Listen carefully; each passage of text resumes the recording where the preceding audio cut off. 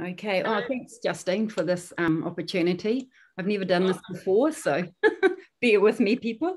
So Justine's asked me to just do a bit of a talk on breathing, which we were just discussing before the recording, how paramount this is at this particular time with the things that we're all facing in some way or another, with the COVID getting closer and closer, and the ongoing effects of COVID if it's, affected us. So breathing, it sounds a really simple subject, but trust me, it's not. There's books and books and books and thousands of studies that have done throughout the world, and the biggest universities, Harvard, Yale, Stanford, all of them, they've done big studies on it. There's so much evidence now that it's actually scientifically and medical-based evidence that support the function and the outcomes of good breathing practices. It's something we take for granted. It's the first thing we do when we're born, and it's the last thing we do before we die, and everything in between. No breath, there's no life. So it's paramount to all of us, and it's important that we sort of understand it in such a way that we can look at how we're breathing individually, and then look at how we can possibly improve that. So that sort of leads me on to I guess my story, as you said, Justine. It was about 20 years ago when I was, just over 20 years ago now, actually, when I was 39, I got incredibly sick and nearly lost my life. I required 9 years of ACC rehab. Very long story. It was a terrible medical case that actually was aired on the Home Show through New Zealand and was on all the talkback shows because it was so terrible. Good upside from it is that I think that I was a little bit feistier maybe back then, and I sort of took them on, and huge improvements have been made to the hospital system here, at least in Whakatane. They pulled it down, the hospital down. They built a new $65 million hospital, and they set it up as a training hospital for Auckland University. It's now one of the best hospitals in New Zealand. I remember when it aired on television, bumping into Colin McGee, who is one of the big announcers for the radio station here. His quads went out to the same school as my daughter, and bumped into him, mentioned to him it was going to be aired. So he tagged onto that with the radio station. They aired my story for a whole week. And when I saw him a bit later on, I said, what were you thinking airing it for so long? A story normally airs maybe once or twice, then it's, cut. But he said, every time we aired your story, our phones rang off the hook. And so while they were doing that, we kept going. So what does that story have to do with breathing? Well, I knew that when I got very close to not being here anymore, and they estimated I may have survived another 24 to 48 hours without intervention. Thankfully, a doctor did. But it stuffed up my breathing so badly. I was having major problems with dysfunctional breathing, with panic attacks, just it was horrendous. And yet with all that, I was still able to take on the Health and Disability Commissions, the Privacy Commissioner, which I won my case there, Human Rights Commissioner, get on television and all the rest, even with panic attacks and terrible dysfunctional breathing. And I knew the key to my health would be changing my breathing. If I didn't change that, and I knew nothing about how to do this, I remember saying to my husband when I was struggling on the couch to stay alive, go to the library. I want you to go to the library and get this book for me, which he did. And I remember reading it. That's where this whole thing about breathing started for me. That was 20 years ago. And back then it was something that wasn't really even talked about. It certainly wasn't anything that was considered to be any sort of rehabilitation or any sort of health process. So it's come a long way, and in a relatively short period of time. And I personally believe, from what I've heard, what I've listened to, and how I feel, that it's going to go really full guns, full blazing ahead, especially with COVID, finding that it's like the one thing that helps people, cope with the environment that we're living in and all the effects of that, whatever they may be for people. So I thought tonight we would look at breathing and how it actually functions, because I think we all know about, lower breathing or diaphragmatic breathing or calm breathing. But what it actually really does, because breathing is so much more than just breathing, it actually is fundamental to our health and well-being and all of the systems in our body. So it affects our health, our happiness, our peace, our energy, our achievements. It's responsible for so much, and yet it can be so detrimental at the same time if we get it wrong. And I think that in the profession we're in, we see clients that sit in front of us, or, you know, they are doing what I have done, because they don't sit in front of you unless they've had problems, unless they're struggling with something. And you can guarantee that their breathing is a problem. And I know when my clients are well down into trance, because their whole breathing pattern changes. It's as if the subconscious part of their brain kicks in, and what they knew as a baby, as a child breathing, comes back to them. It's sort of not controlled, you could say, by the conscious mind. It's like there's something that kicks in with them, and their breathing just completely changes. Their facial structure looks different. Their shoulders drop. They're different people. And I always know when they do that, now's my time to do the good work, because they're ready for it. So breathing is really important to understand as therapists, so that we can recognize what our clients are bringing to us, and help them with that, as well as the other things that we do. So there's good breathing and there's not so good breathing.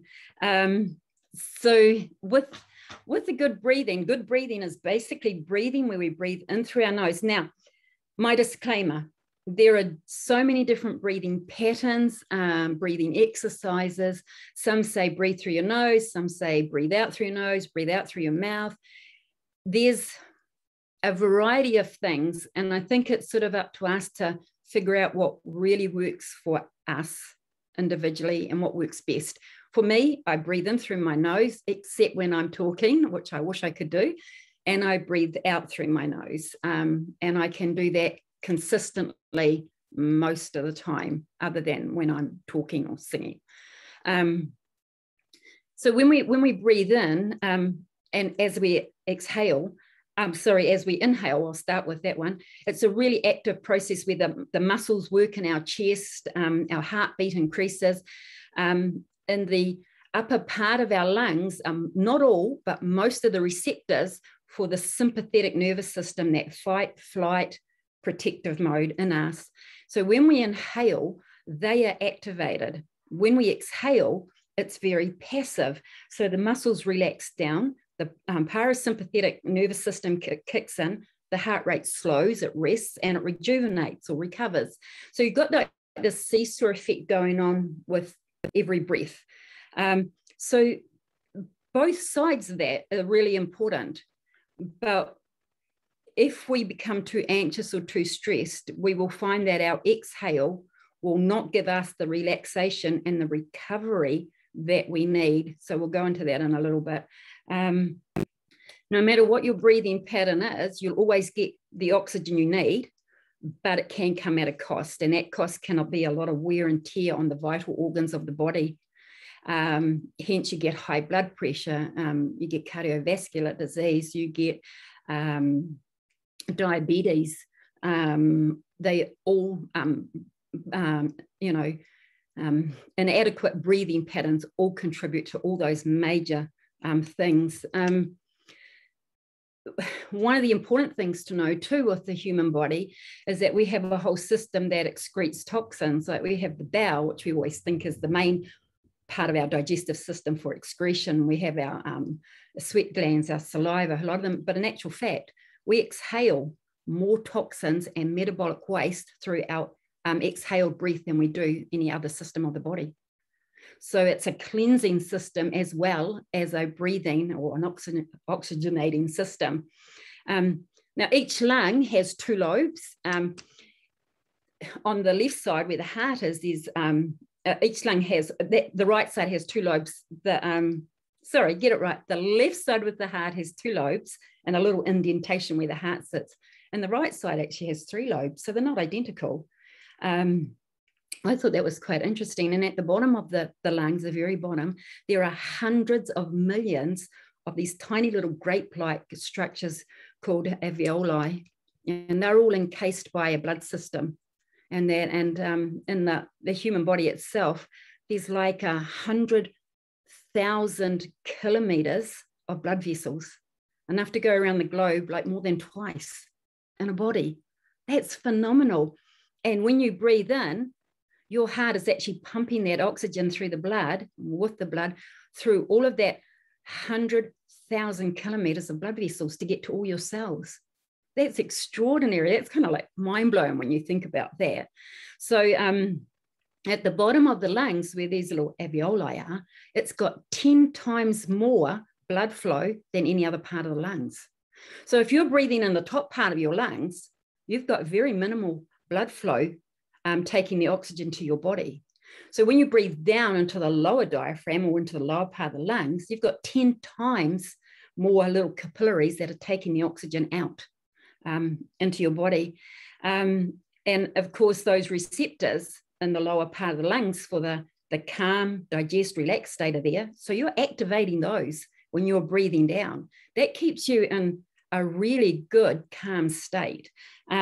It keeps your vagus nerve really toned so that you are able to go between a stress and a calm state very quickly. You can feel stress, you can have a stressful experience, but it doesn't linger. You are able to work your way through it really quite quickly when you've got this right balance of breathing. And by crikey, I tell you, I have needed to do that a lot lately, is to go from stress to calm again as quick as I can, because it will pretty much chew you up and spit you out if you don't. And so breathing is paramount to doing that. There's a whole bunch of things that it does, though, over and above just taking oxygen to the cells. It improves your posture. This is diaphragmic breathing. This is the lower breathing, the breathing that we're going to be aiming to do. Okay, and I'll talk about how you know which one you're doing next. And so by comparing the good breathing to the not so good breathing, or the inefficient breathing, you'll get to see the differences and why it's so important. So it improves your posture. You've got less risk of injury and back issues or spinal issues. It improves your circulation, your blood pressure, your immune system is a huge, huge thing that is improved by proper breathing, functional breathing. It balances blood sugars. It helps improve diabetes. And also, of course, you've got all the mental health issues and stress issues. So our patterns of breathing become very habitual. And when they get habitual, they get really like deeply wired in our brain. And so whatever it is we're doing becomes the norm really, really quickly for us. And we just get so used to it that we may not even know that we could be breathing in a way that's detrimental for us. So some of the key components of when we breathe is our nose. We've all heard about nose breathing, but the nose does so much. I mean, it's phenomenal what this little thing does. Actually, the nose cavity goes right through and back down here. It's quite big inside the facial structure and the maxillofacial structure. But the nose, it warms the air, so it's the perfect temperature. It moistens it. And if you've got a big heat air conditioner, or you're working with an air conditioner, you need the air moistened, because you will get damage done to your lungs and possibly even infection if it's not moistened to the right humidity. When you breathe it in, it becomes very uncomfortable. It filters impurities out of the air. Really importantly, it mixes up here. Sorry, if I take my glasses off for some of this. Up here in the parasinuses, these small little areas up here at the top of the nose, where you produce a colorless gas called nitric oxide. Now, a nitric oxide, it's produced in the top of the nose, and it opens up the airways, it opens up the blood vessels, but most importantly, it is your first line of defense, because it actually helps to eliminate viruses, bacteria, funguses, all those pathogens that can make us sick. If you're breathing through your mouth, you're getting none of that. The air is going straight into your lung, and whatever is in that air is going into your lungs. There is no filtering system when you breathe in your mouth. So that's why it's really, really important. When you're going out in public, you're wearing a mask. If you're not breathing through your nose and someone walks past you and coughs and they've got something you don't want, you will probably get it. Whereas if you're breathing through your nose, your first line of defense will kick in, and there is a much greater chance that you will be protected from it.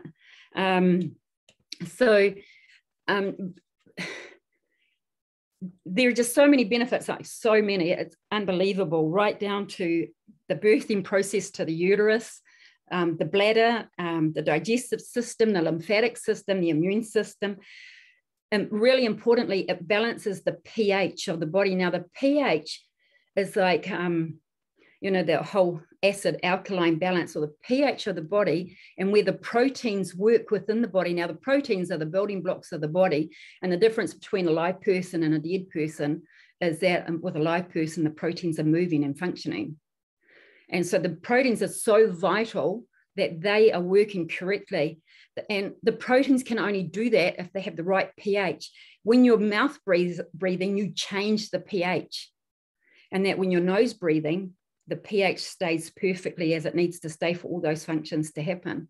So your nose breathing and breathing right down into your lower diaphragm keeps your whole body in this state of homeostasis, in this beautiful state of balance, because your pH is right. And that wards off numerous types of issues. Get that. Sorry. Could you try again? I meant to turn her off, but I don't know how. Sorry. Okay. So it's this light, slow, deep breathing. Now, when they say take a deep breath, it's not a big breath. It's not a big breath. It's never a big breath. In fact, all the studies have shown that the less you breathe, the better you will be. Now, that kind of goes against the grain, because we think the more we breathe, the more oxygen we will have and the better we'll be, but it actually isn't the case. So it's that lovely deep breath that goes right down into the lower diaphragm, and we'll go into that a little bit later, because it's really important to understand how to know what that feels like to be doing it, because then you'll be able to do it more adequately. One of the things that going back to the nitric oxide, one of the things that you can do is when you are exhaling out, it's produced up here in the parasinuses. But if you're humming, you will get between 9 and 14 times more nitric oxide up here if you hum, because of the extra vibration. Now, some athletes and some people actually take nitric oxide as a supplement. Now, I don't know anything about that, so I can't vouch for that in any way. Another interesting thing is that with any men that have sexual dysfunction, Viagra, nitric oxide is used in Viagra for that. It helps them to first have an erection, if that is the problem, and then to maintain it. And nitric oxide will do that. The other great thing about it for anyone is that when you breathe through your nose while you're sleeping, you won't wake in the night to go pee, because it stops you needing to use your bladder when you sleep. Now, I always wondered, Karen, I always wondered why guys would hum before we had sex. I said I always wondered why guys were humming during sex. No, I'm kidding. Did you hear that? I'm not sure if Justine's talking to me or someone else. Maybe my microphone's... Now, when we're at school, we learned about CO2. It was a waste product. It's not a waste product. Even though we breathe a lot of it out, CO2 is paramount to the body actually being able to utilize oxygen. And so when we breathe in to the lower lungs, the oxygen goes from the lungs into the blood system. The hemoglobin takes it through the blood system to the cells. And that's pretty much all it can do without carbon dioxide. Carbon dioxide is the key to releasing oxygen from the blood over to the cells. And if there's not enough carbon dioxide in the system or in the cells, then this transfer doesn't happen. The oxygen stays in the blood, goes back to the lungs, and is breathed out. So carbon dioxide is the key thing for the transfer of oxygen over to the cells. And we need the oxygen in the cells for the cells to be able to do their, their roles, their functions. People who hyperventilate are over-breathing, and they are breathing out too much carbon dioxide. And the thing they say is, I can't breathe, I'm not getting enough oxygen. Yet if you were to test their oxygen levels, they'd still be at, 97, 98%, because they've actually got enough oxygen. What they haven't got is enough carbon dioxide to make the transfer from the blood vessels and to release it from the hemoglobin over to the cells. And so this is another really important reason why breathing down into the lower diaphragm, getting the oxygen into the bloodstream, and then having the balance of carbon dioxide to create this chemical balance of exchange from the bloodstream over into the cells. And of course, the carbon dioxide, along with the nitric oxide, actually works with the smooth muscles of the body to make them dilated, bigger, and also smoother. So it takes a lot of pressure off the heart. So you find that people who are doing upper chest breathing, who have got this imbalance because of their breathing, they're putting a mighty lot of strain on their heart. And that can cause a lot of issues, especially as the heart starts getting a little bit tired from it, because it's not been made to actually function like that. It's been I guess, created to function within this beautiful balance of homeostasis, and not this off balance, which puts so much pressure on it. So people who are hyperventilating or over breathing are just blowing out. They're breathing too quickly. They're blowing out too much carbon dioxide. But that's the one thing I struggled with. That was a big thing for me.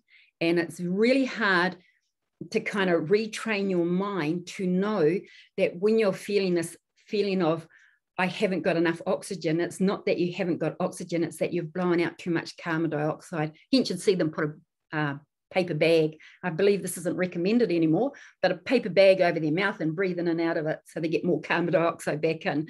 But carbon dioxide is paramount. Now, when you're breathing into the lower diaphragm, there's a whole bunch of things that are happening. So you've got the diaphragmatic muscle, which is the biggest muscle in the body. It's a really strong muscle, and it's an arch-shaped muscle. And so when you're breathing down into the lower part of the lungs and they fill up with air, it pushes that diaphragmatic muscle down. And then when you exhale, it comes back up. But it's interesting because with this lovely, slow, relaxed breathing, not only should that diaphragmatic muscle go down, but your lower ribs should go out. And you should actually feel the breath somewhat going through to the back of you as well. So if you were to put your hands on your lower ribs, and when you're in a sort of a calm, relaxed state, and you just take a nice low breath, deep breath or low breath, you will feel that diaphragmatic muscle just gently push down and come back up, and the ribs move out, not quite that much, just move out, gently out and back in. And that's a really good way of knowing that you're actually breathing down into the lower lobes of the lungs. When the diaphragmatic muscle moves down, it actually massages the whole digestive system. It's amazing what it does. It actually also massages the lymphatic system. And did you know? I did not know this. This was an amazing fact when I was studying it. And that was that our lymphatic, in our body, we have more lymphatic fluid than we have blood. I did not know that. I thought surely we would have more blood, but no, we have more lymphatic fluid. So that is part of our detoxing system. So when the diaphragmatic muscle is moving, not only is it assisting with proper breathing, but it's massaging our whole digestive system. People who've got irritable bowel, so many cases where they have changed their breathing pattern and they haven't got it anymore. People that have had trauma in their life, especially as a child, they quite often have got breathing problems because, they tense up, they fear up, and then they hold that breath, and it's very quickly, especially when they go to school at 5 years old and they have to sit up straight in their seat and hold themselves up and be good and not get in trouble, it capitalizes on this whole kind of feeling and impacts on their breathing. So children that have had those sort of experiences, a lot of them grow up to have issues like irritable bowel, even autoimmune problems. Breathing, diaphragmatic breathing, once again, so many cases where people have suffered from fibromyalgia, the thing the doctors just don't know what to do with. And they have been able to reduce the pain levels right down. In one case study, this particular woman was on 28 medications every single day for fibromyalgia. And within a matter of, I think it was only a few weeks, I won't say because I'm not 100%, but it was a very short time, matter of a few weeks, she was on nothing. Now that's miraculous if anything is. And she did one thing, and that was she really focused on her breathing, and she changed it. And it changed her whole life. I mean, that's what breathing can do. It can change your whole life. And the reason I told you my story at the beginning is because that's exactly what it has done for me. I can't tell you that I'm 100% a perfect breather. I still have work to do, but you know, it's way, way better than it ever used to be. So it's really important to understand that diaphragmatic breathing is doing so much for your digestive system. Also, when you breathe through your nose, your tongue will be in a relaxed position. Now, unlike most things in our body, when it's relaxed, it tends to droop and drop. Our tongue goes up when it's relaxed, and it sits behind our top teeth, on the top of our palate. It also puts a little pressure on our whole palate, which in our facial development allows for all our teeth to fit into our face well. And a whole bunch of other things that we don't have time for tonight. But it's really important to know that the tongue goes up. Now, when you're breathing through your mouth, or you've got dysfunctional breathing, and you're breathing through your mouth, well, you can't breathe through your mouth with your tongue at the top of your palate. It just doesn't kind of work. So what do? You drop your tongue down, and what happens is the tongue drops down and back. And when the tongue drops down and back, then what you do is you start obstructing the airways, and that's what leads to snoring and apnea, sleep apnea. And also it leads to irritation. What else happens is that when you breathe in through your nose, the air is streamlined, and it's like, once it's all filtered and that's sort of streamlined through down into the lungs, whereas when you breathe into your mouth, when you breathe through your mouth down into your lungs, the air stays very turbulent. And as it goes down, it's very turbulent, and it can actually irritate and do a little bit of damage to the lungs, not to mention the fact that with mouth breathing, you breathe only into the upper part of your lungs, leaving stale air in the bottom of your lungs. And if that sits there long enough, guess what happens? You become very prone to infection, bronchitis, anything that wants to grow there pretty much. So it can be quite a health hazard. So those are all things that are really interesting to know about proper breathing. But what if you aren't breathing the right way? And how will you know that? Well, you'll know. When you're breathing through the mouth, your breathing will be inefficient. You'll be breathing shallow. You'll be forcing the air down more. That turbulent air will be actually doing little bits of damage to your airways. Also, the air will be too dry for your lungs, which will cause the lungs to then produce mucus to lubricate the linings of the lungs. So when we get mucousy lungs, we go, I've got mucus and it's horrible. Your lungs are just trying to tell you that there's something about your breathing patterns that you need to adjust, because it's trying to compensate for what it has to deal with, this air that's coming in, not filtered, not warm, not humidified, not cleansed, and turbulent. So it's pretty difficult on the airways. Also, it activates when you're breathing into the top part of your lungs. You're over-activating the sympathetic nervous system, that fight, flight, stress system. You're going to feel stressed. And people who do mouth breathing, upper chest breathing, they feel more stressed than people who do the diaphragmatic breathing.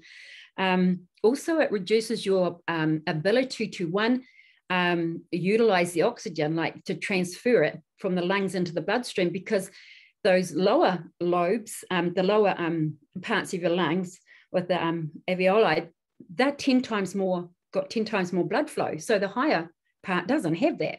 So there's a lot more work to get the oxygen into the blood, and then you tend to overbreathe because you're working so hard, blowing out the carbon dioxide. So the transfer of oxygen and carbon dioxide at cellular level isn't adequate either. So you can only but guess what's going to happen. You're going to get tired. You're going to have foggy thinking. You're going to get headaches. You're going to feel really quite awful. Your digestive system isn't going to function. You're going to feel bogged down with toxins. Your bowel isn't going to work. You'll suffer from some type of irritable bowel to some degree or another.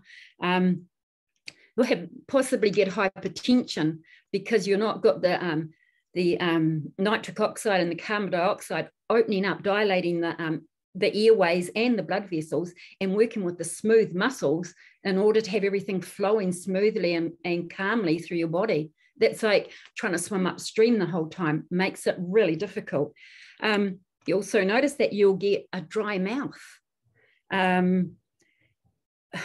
A dry mouth is a really important indicator of where your system is sitting within the stress mode, as being whether you're calm, relaxed, or whether you're stressed. If your mouth is dry, you think about a lemon and it hacks the system because it will make your mouth start salivating, and that will send a clear message that everything's okay. Because if you're fight or flight mode, say you're running from a bear, the last thing you need to do is sit down and digest food, and saliva is the first step in digestion, so it stops. And so your dry mouth is an indication that your body's in a stressful state. And it's it's just a communication that, you need to look at it. Another important thing is sleep. And one of the most fascinating things is burning fat, because if we are not breathing well, we will hold on to fat cells because they can't be burnt off.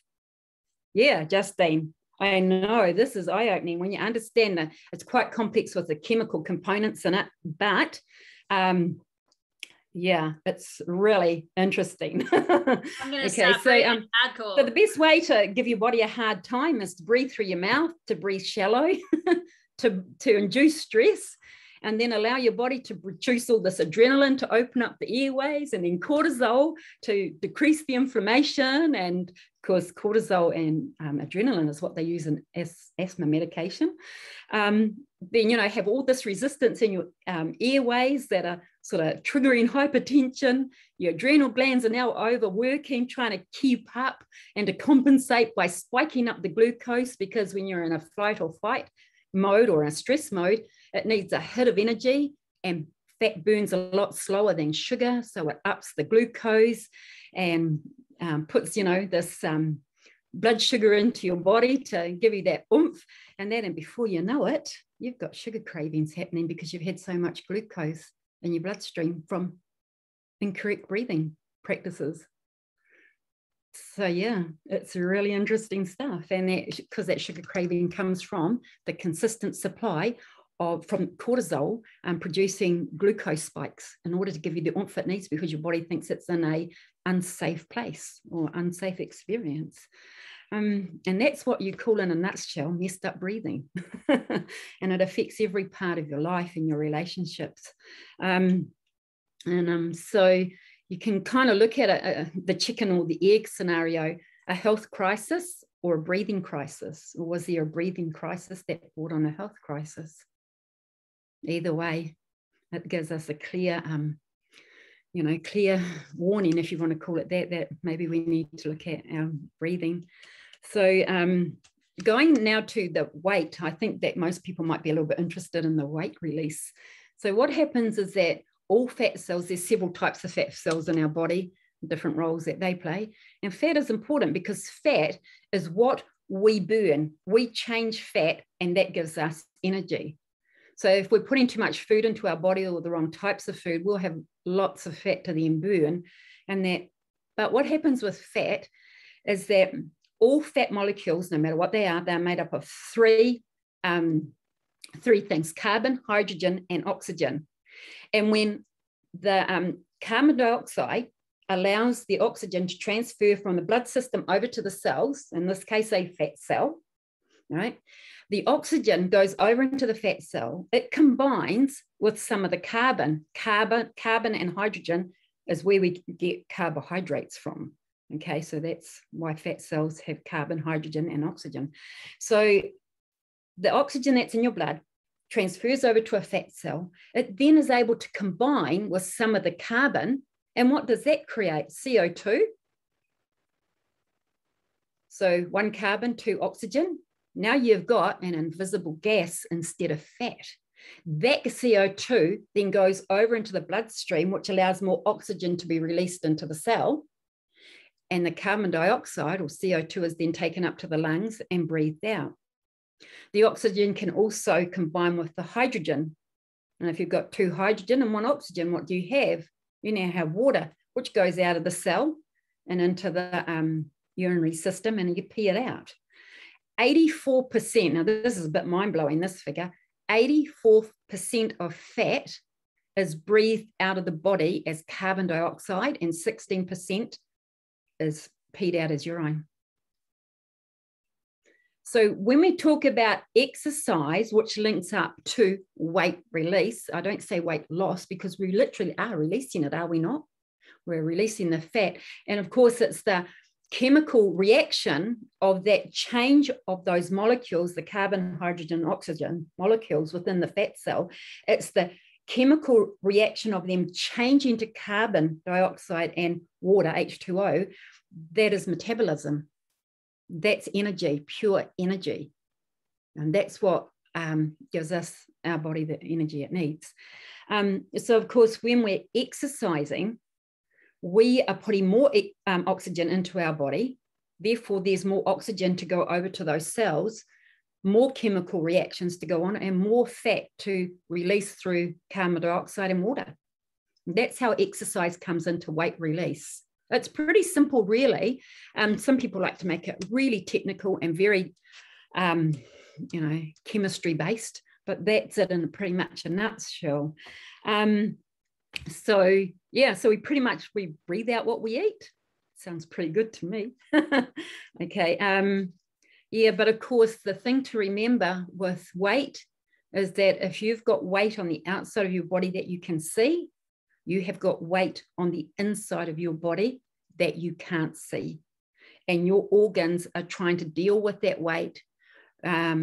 Your blood vessels are trying to deal with that weight. Everything's trying to deal with it. And that's where it impacts so much on health. And for every pound of fat that we have on our body that's not needed, well, every pound of fat, pretty much, we need an extra mile of blood vessels to deal with it. So that puts a lot of pressure on the heart, which is why breathing is so important for good cardiac health, good mental health, and of course, good digestion, and also strength on the exhale. We have more strength. So, we all know too that, hang out just one sec. Oh, yeah. We also know that breathing is paramount to sleeping. Now, there are a lot of kids and adults, I might add, that go to sleep, have 7 or 8 hours of sleep. They wake up feeling absolutely awful, groggy, like they haven't slept well, tired. Oh, I just can't get out of bed, can't face the day, and yet they've had 7 or 8 hours of sleep. So that tells us it's not the hours that we get, even though hours are important, it's the depth of sleep that makes the difference to the body. This gets really interesting. Now, I've tested this out, just so you know that I've actually done this test, so I speak from experience on this. When you sleep, you will either be breathing, because when you sleep, you are breathing. You'll be doing it either through your nose or through your mouth. But the thing is, you're asleep, so how are you going to know if you are breathing through your mouth or breathing through your nose? So here's a few ideas that will help you to determine which one you're doing. If you're having poor sleep and waking up tired, chances are you're breathing through your mouth. If you wake up in the night and you've got some sort of insomnia, can't get back to sleep, chances are you've been breathing through your mouth. If you have any form of sleep apnea, you will be breathing through your mouth. If you snore, you'll be breathing through your mouth. The brain, with sleep apnea, even if it's very, very mild, sleep apnea is where you, as you would know, you stop breathing sometimes for a short period of time, but it puts so much strain on the heart. It's like having like a tiny little mini heart attack each time you stop breathing. So if you think about it, you have to do that at least 10 times a night for about, I think it's around about 30 seconds in order to be diagnosed as having sleep apnea and for them to have some sort of intervention. Can you imagine doing that to your heart that many times a night? And that's just the entry level. Some people a lot more. That is scary stuff to me, you know. You may not know you breathe, but if you have a partner, they may tell you. And that's important. Just say, oh, I don't snore. No, accept it for what it is, because that's telling you need to actually look at what you're doing when you're asleep, because it's actually quite taxing on the human body not to get the right amount of sleep and then to have these snoring. Because with snoring, once again, like I said earlier, you're breathing through your mouth. So your tongue is dropping to the bottom of your mouth, down and back. So you're obstructing the airways. That means that you have to work really hard to get the air to go in your mouth, through, and then down into your lungs. Whereas when you're breathing through your nose, there are turbines within your nasal cavity that just send it naturally down without any effort on your part to do that. So it takes a lot of stress off the human body, and it allows you then to have all your resources recuperating and everything for the next day. So if you're breathing through your mouth and you're asleep, how do you actually stop that? So there are huge studies being done on this, a lot of research. Research that not only highlight how detrimental it is to breathe through your mouth when you're sleeping, but what to do about it. Because they've found a three-way link between breathing, sleep, and your mental focus. They all affect each other. So with your mouth, when you're breathing, you know, like I said, you can wake up real dry mouth. Bad breath is another sign your mouth breathing, because there's nothing there in your mouth to filter any bacteria. So bacteria is going to be building up. So you'll find that you may have, you know, bad breath in the morning. A really dry mouth is another sign. There was another one, which is, it'll come to me. Anyway, yeah. So, I meant to get it and I haven't got it here with me, sorry.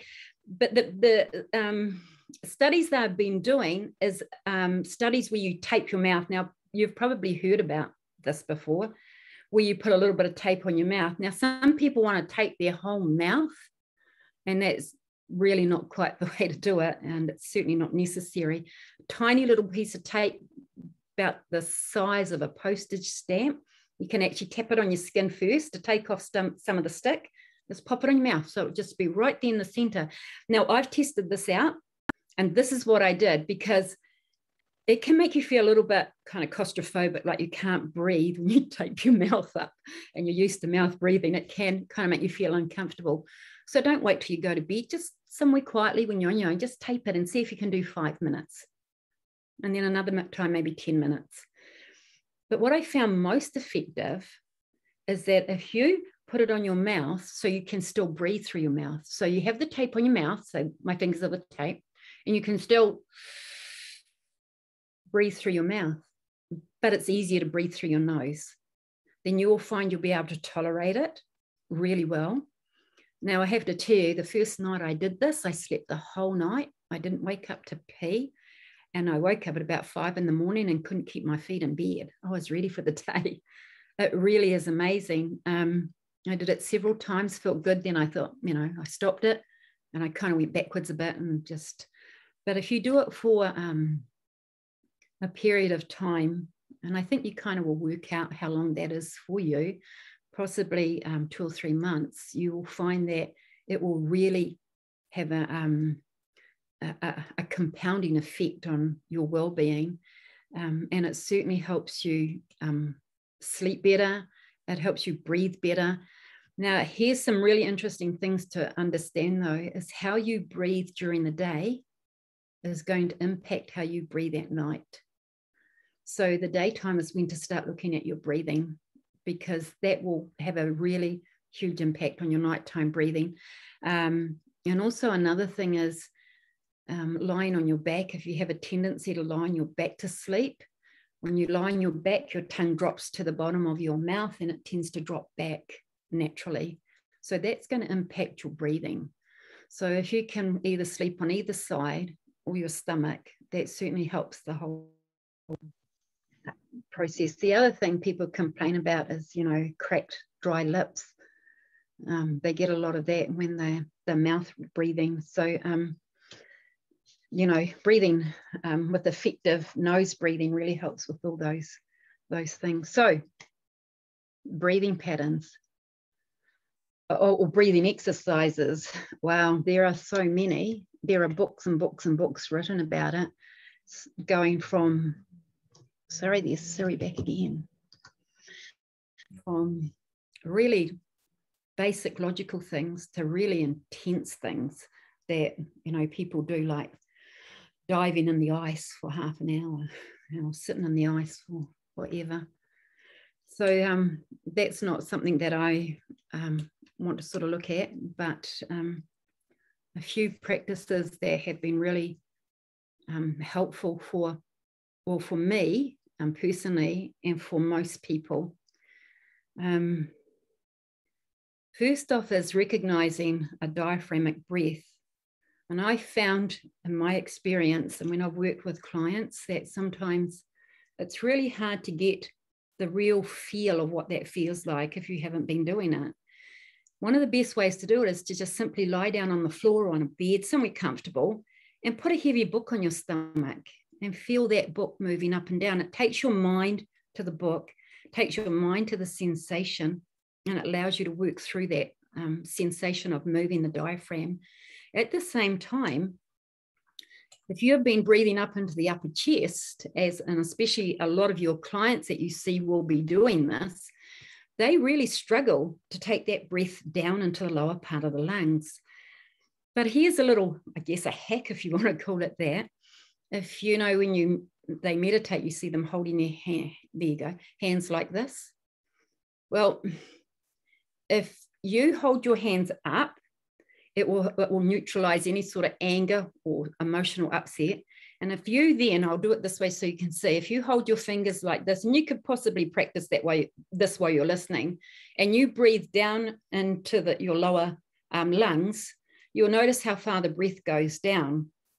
But if you were to take that first finger and drop it to the base of your thumb and close your fingers just like that, just relax it and do it, you'll find the breath will go right to the bottom of your lungs, and your diaphragm will extend, or tummy will extend as your diaphragm goes down. And that it's absolutely, I have clients that sit here and do it, and I have to have a little giggle because the look on their face is like, what is this, magic? Because it sends the breath right down to the bottom of the diaphragm. You will notice, even if you are doing a reasonably good job of breathing down into the lower diaphragm, you'll find that this will take it right down. It's really powerful. I always breathe with my hand like that. And it just, I don't know how it works. Sorry, Justine, what was that? I see, that's so weird. It is weird, but it works. Yeah, Yeah. I was doing it. And if you look at a baby, quite often, you know, babies sit like that. That's how babies hold their hands. They do that naturally. So that's just a little hack that helps you, or may help your clients, to be able to get that breath down so they can start feeling those sensations and feeling the power of the breath doing that. With my clients, now, my disclaimer here is this is what I do. You can do your own research and you can do your own thing. This is what I do. This is what I like, and this is what sits well with me. So I have several things. The first thing I do, especially with my clients, is I have them breathe in and take a deep breath, which is that low breath down in the diaphragm. And as they breathe in, I ask them to breathe in with that ear what it is they want, whether that is more calm or peace or happiness, contentment, or just, you know, relaxation. And when they exhale, I ask them to exhale out through their mouth, which sounds a little bit counterintuitive, but they only do this half a dozen times, so it's okay, to breathe out through their mouth, and with that exhale, to breathe out what it is they no longer want or need. Now, that could be an emotion, a negative emotion. It could be stress or anxiety. It could be frustration. It could be anything that they don't want. So, you know, that just is up to the imagination. And that's what I sort of call the clearing breath. That kind of gets things moving and starts clearing things. The other thing I like to do is the nasal breathing. So with nasal breathing, it's not just breathing in through your nose, it's breathing in and out through your nose, but it's blocking one side. Now, your body naturally, or your nose naturally does this every 30 minutes to 4 hours. It will switch sides. And if you were to block one side of your nose now and breathe in, and then block the other, you'll probably find that one side, the airflow will be easier than the other. Now, it's really interesting, and I'm just going to make sure I get this right. So I'm just going to look at my notes for a moment. Right, if I can find it. Okay, so it's called alternative nostril breathing, and it's really great for balancing. Now, the right side of the nose, so this side of the nose, so you'd block the left side. So the right side is a stimulation response. It increases the heart rate, it increases blood flow, it makes you feel a little warmer, and it also increases the left brain, because you're breathing through the right side, it increases the left brain logical thinking processes. So that's a very sort of an active sort of response. Now, if you change that over to the left side, so you're blocking the right side of your nose and breathing through the left side, this is the side that creates calm. It slows down the heart rate. It will cool you down a little, and it stimulates the right side, because you're breathing through the left side. It stimulates the right side, which is your creative part of your mind and the calming mechanisms. And like I said, this switches automatically every 30 minutes to 4 hours, but you can do it yourself. So if you want to wake up in the morning and get going, what side are you going to block? You're going to block the left side and breathe through the right side and start revving yourself up for the day. If you're going to bed at night and you can't quite get to sleep, then you lie on your right side, because that automatically blocks it and it helps calm. So there's just some breathing ideas. Now, what you can add to that, if you like, is with the nitric oxide that's been produced in the parasinuses, what you can do is that you can, instead of just breathing in and out through one side, and you do that maybe 10 times each side, swap over. But what you can do is you can go from side to side, where you breathe in and then you breathe out on the other side, because that is producing more nitric oxide up here in the parasinuses as you exhale with the vibrations. Now that nitric oxide is sitting there, so then you inhale on that same side, because then you're breathing it down. Then you swap over and exhale on the other side and breathe in to take the same, nitric oxide down into the lungs. So it just takes a little bit of practice, but it's a really great exercise first thing in the morning, especially to switch your body on, to create that wonderful balance again that you're wanting, and to sort of take your focus, your awareness to breathing and what you want to do with your breathing. Now, you can use a thumb and finger, so you can have another hand like this, like that, and then use thumb finger and switch over.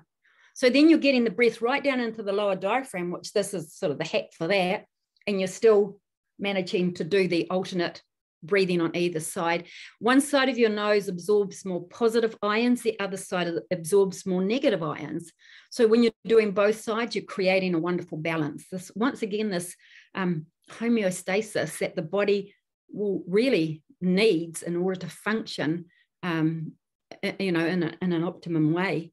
Of course, after that is the basic nose breathing. And now you've got your Navy SEALs who do the box breathing. And we all know Navy SEALs, they're putting their lives on the line. So they need their wits about them, their brains switched on, their whole bodies up for the game.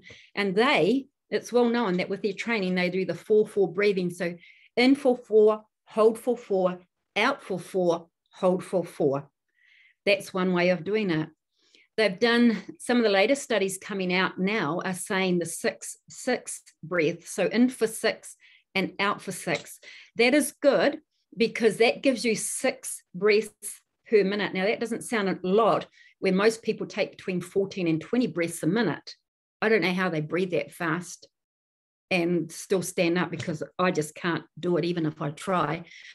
But the optimum is 6 breaths a minute. Of course, if you're in a situation where your sympathetic nervous system has been activated for good reason, then you breathe heavier, harder, and up in your upper chest and go for it.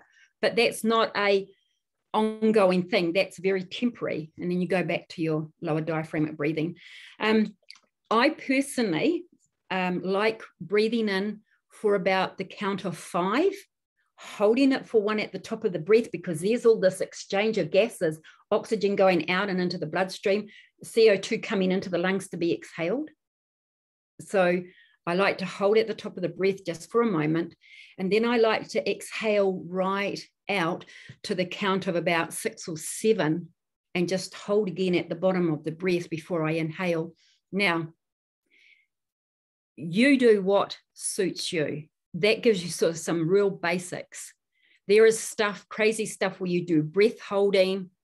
That has its place, but that's not where you begin. You begin with just getting used to breathing in and out through your nose, doing your alternate nose breathing, and then a little bit of just holding the breath where appropriate at the top, or for the appropriate amount of time at the top of the breath and at the end of the exhale. Now, when you are exhaling, because you're engaging the parasympathetic nervous system, which is the relaxing part of the nervous system, the longer the inhale, the more relaxed you'll be. So you want to, sorry, I said that the wrong way. The longer the exhale, so you want the exhale to be longer than the inhale as a sort of a rule of thumb. And I think that's pretty much it, Justine. Like I said, there's books and books and books and books, so much information. So I've kind of tried to. Karen, that was bloody amazing. And I'm going to put you forward to speak at conferences, so get used to it. Thank you. I appreciate that. I did tell you that I would do that, even though when I messaged you and I said that, I was absolutely just about having a panic attack, bringing back some of those old things, saying that. But I thought, no, I'm going to challenge myself to do something that. Yeah, but it won't just be HNZ. I'm going to put you forward to speak at the big conferences. Okay, well, I'll practice, so hopefully I can deliver a little bit more effectively. And yeah, and you know, but I'll hook up with you later, because there's places you can go on if you want to start speaking, because I think it's really. I'm really passionate about this. This is my real love, was the breathing. Like I said, it saved my life, I think, 20 years ago. Yeah, and when you get to 24 hours of not being here, and you know something's got to save you, and it's breathing, you become very passionate about it. And it seems to be that's kind of your journey too, eh? So that's the thing that you end up teaching. But you will talk about that, because I'll refer you on to people, because I think it's really important information. Well, that was so cool, man. That was really I just hope that you've managed to glean some little bits and bobs out of that will support either yourselves or your clients.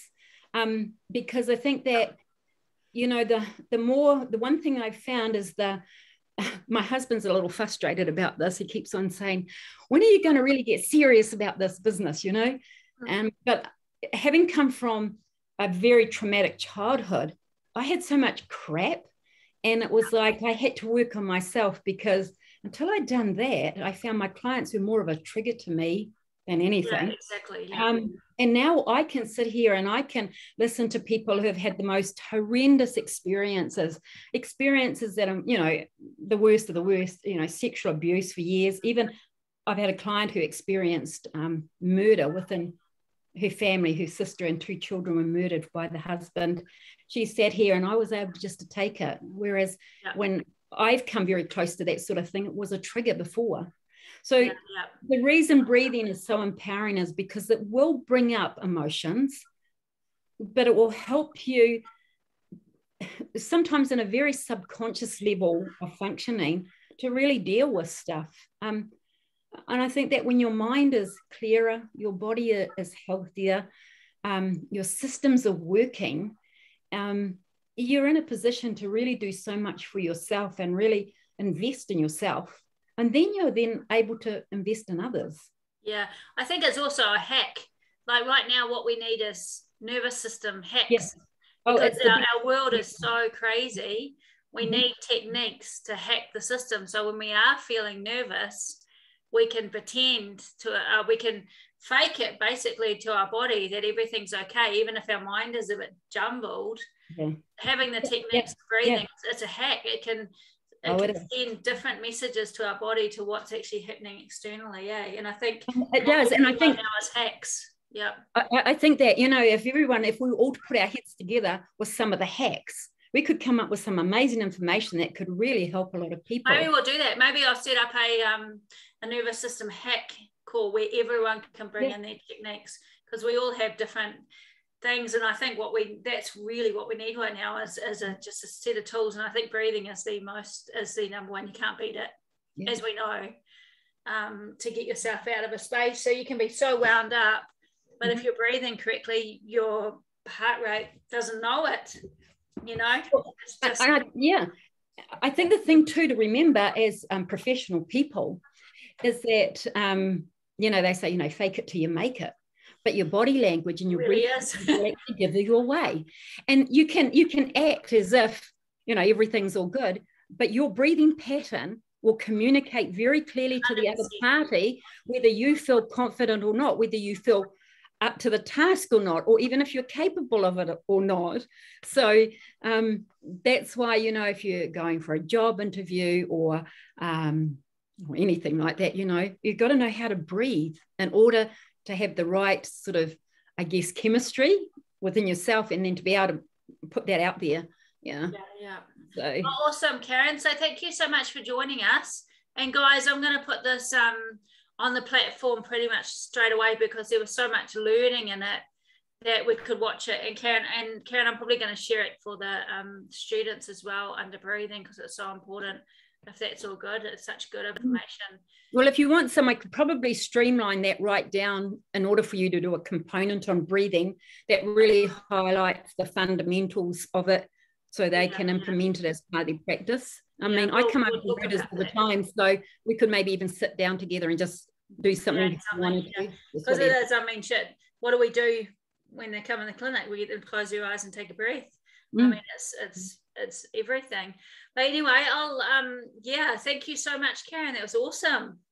Thank you for the opportunity. Appreciate it. I can tick that off my bucket list. I've done something. There'll be more ticks, I guarantee you. I'm going to hook you up. I did just want to ask before we cut, because I can see I haven't been able to look at any of the chats. I hope